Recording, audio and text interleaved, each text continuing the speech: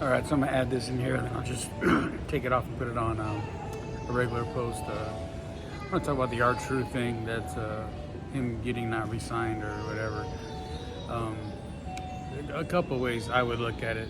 I like R-Truth. I think he's actually a really good worker, and they don't let him work. But his comedy is obviously great. But I don't think a lot of people understand is when you do a comedy character like that, it doesn't have a lot of shelf life.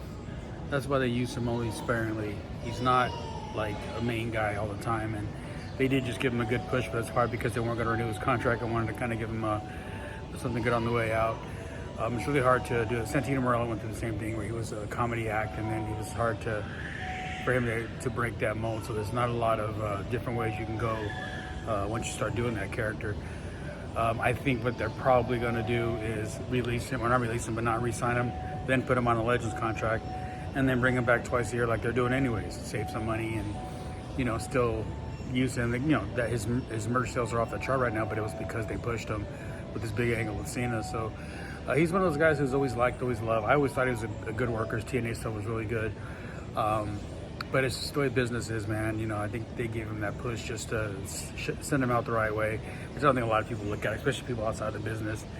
Kind of one for the road, but I think they're going to sign him to a Legends contract and then just use him sparingly and stuff, just basically what they're doing now, and then not have to pay him a full-time pay. As far as the other guys that they're saying are going to get released and not, Carlito and all that stuff, I'm surprised they kept him that long.